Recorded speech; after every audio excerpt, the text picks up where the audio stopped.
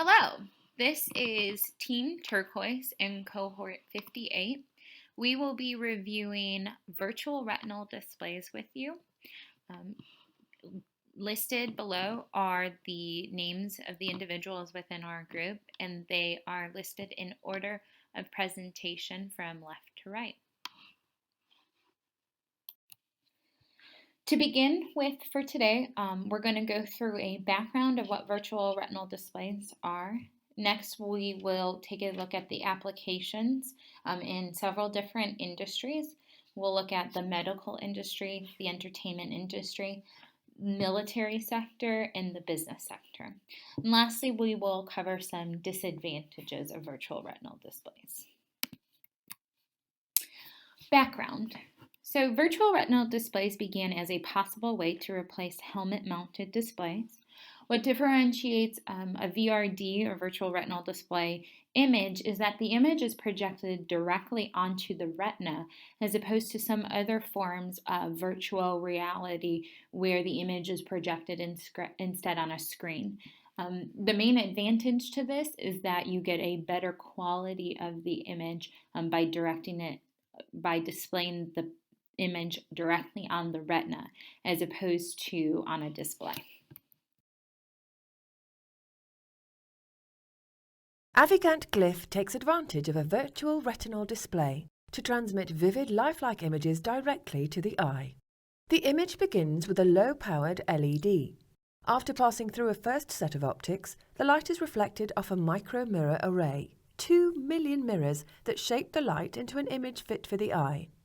The stream is then focused through a second set of optics and projected directly onto the retina, mimicking the way we receive light reflected off objects in our everyday environment. Glyph creates an image of extraordinary clarity, sharper and more realistic than current conventional display technologies, in a more natural way, without a screen.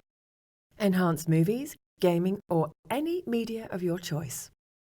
Simply turn it on and enjoy the show.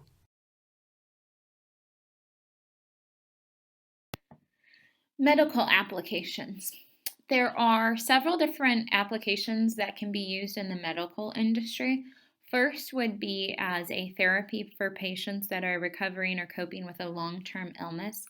An example of this would be helping patients overcome phobias by exposing these patients to displays of the specific subject matter of their phobia that they cannot escape. A specific example of this would be arachnophobia or fear of spiders. So in this example, a patient would be exposed to images of a spider, allowing them to get accustomed to visually looking at spiders close up and not being able to run away or to escape from it, allowing themselves to become more accustomed to viewing a spider. Also, VRDs are being explored as a tool to assist in pain relief during painful procedures.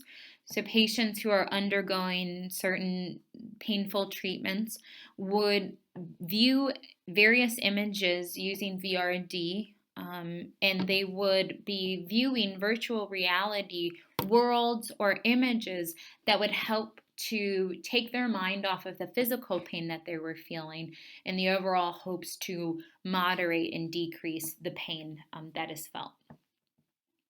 Next, for education or training tools, VRDs are being explored in being used as surgical simulations, very similar to the simulations that are done in the aviation industry that pilots go through prior to flying physical planes. Today, the surgical training that doctors go through is done primarily on actual patients, but VRD would decrease the need to train on live patients and overall decreasing risk that those patients are taking on. Lastly, there's a medical instrumentation for procedures that VRD could be implemented in. VRD technology can be used in a small scope in patients to help detect cancers that previously were extremely difficult to detect early on, to actually be able to view those areas and get better, reliable imaging to diagnose the cancer earlier than it's done today. The specific cancers such as pancreatic cancer, that is usually very difficult to diagnose early on, and is a very aggressive cancer, could be foreseen or detected sooner rather than later by using this specific type of scope, using the virtual retinal display technology. This could be done through a less invasive treatment than other methods that are used today. In the entertainment industry, virtual retinal displays can be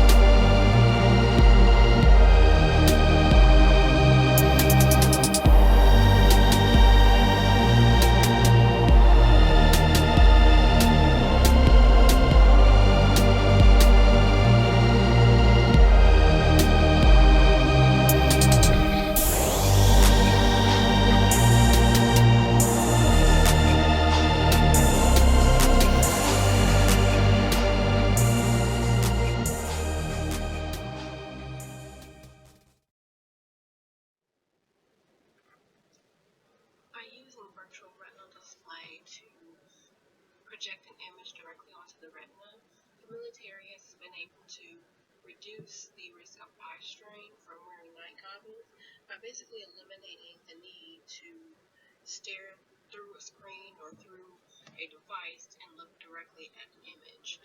Instead, the image is projected onto the retina, which does not cause any eye strain. This technology has also become very useful in flight missions to reduce danger to pilots by allowing pilots to view vital mission data with a clear and sharp image, which allows them to view all of the settings surrounding a certain mission and better prepares them for the mission, which has created overall better mission performance.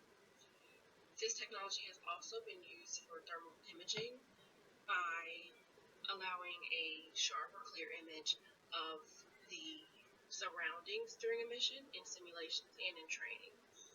And for training purposes, the virtual retinal display has been able to create the image of real life or virtual reality for whatever would be present during a mission, which prepared military personnel for going into the mission.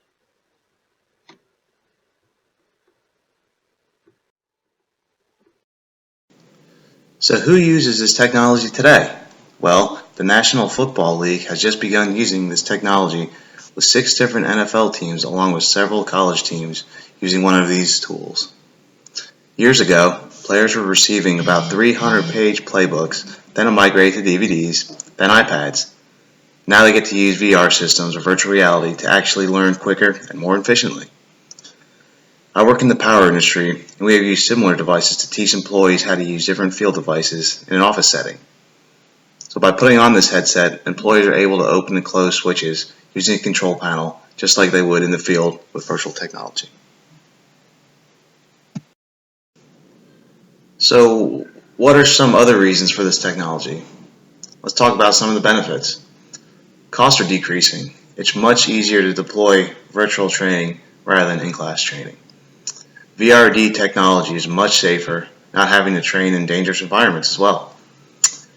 Since classroom training would not be needed, scheduling training for employees could happen much quicker. You don't have to get everybody together at the same time.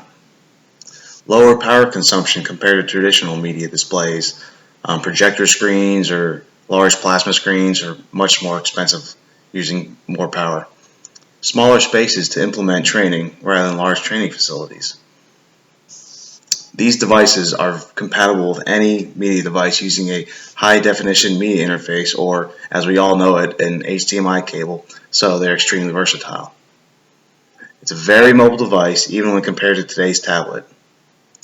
Privacy is greatly increased from traditional computers, as the screen can only be seen by the user.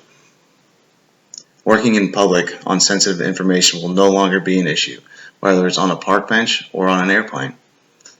According to different published reports in the news, this market is projected to reach almost $6 billion by 2020. Lastly, let's discuss the disadvantages of using the technology in the virtual retinal display. It could cause long-term damage to the eye since it's a new technology. This is still unknown.